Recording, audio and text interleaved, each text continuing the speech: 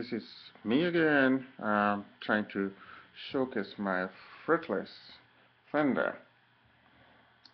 Now this fretless Fender has a lot of history behind it. I've had it for 20 years. You can use that to calculate my age.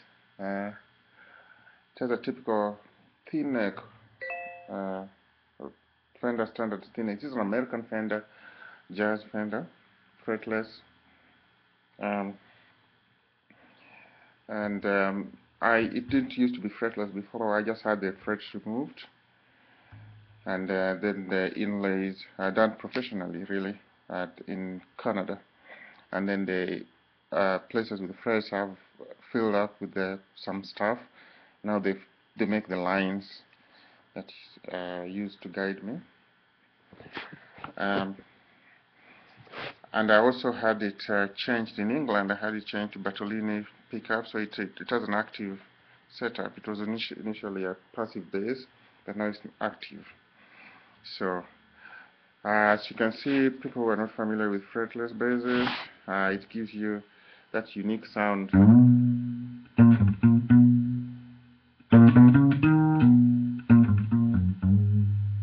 Kind of a sad sound, and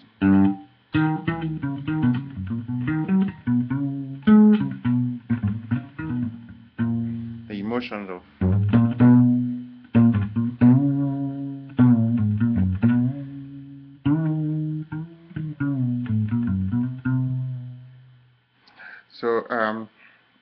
to give you that sound without the noise of the frets.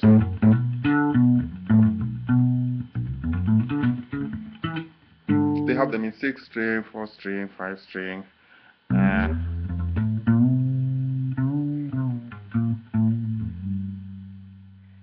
So when I was starting the bass, when I was starting the lesson, I started trying to play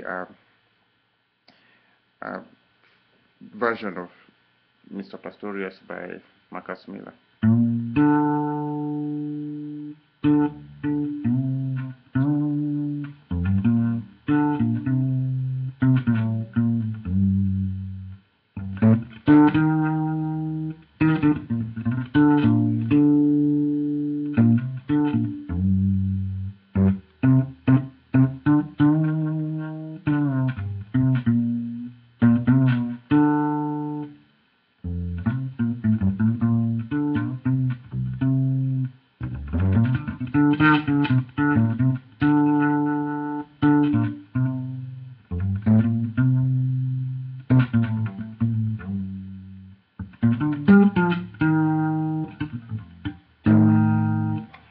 Yeah, the fretless bass is really interesting to play, considering the emotions that it gives and the sound. I mean, the only problem with fretless basses are problems with intonation. So the lines are good to guide you, but some people play without the lines. But you have to really have good ears and good sense of tone, and just, of course, I mean, I guess your fingers have to sort of have a fixture, a trained fixture on the neck, knowing exactly where it's supposed to be at whatever time.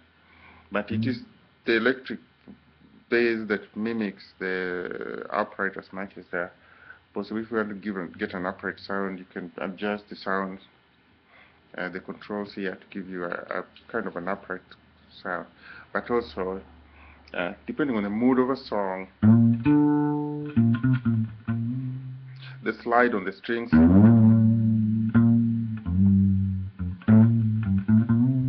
and again, it doesn't have the same strings as most fretted basses. The strings are specifically for fretless basses, where they're smoother on the surface. I don't know what they're called, but it's a different type of strings. So investing in a fretless bass, it has a lot of sentimental attachment too. I keep it because I've had it for as long as I've played bass, because I had it with the frets before. It was the one that I started learning with.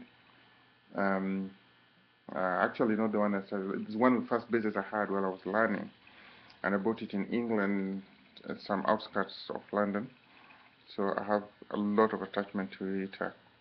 I bought basses and sold them over the years, maybe 50, 60 basses, but this one is always a keeper.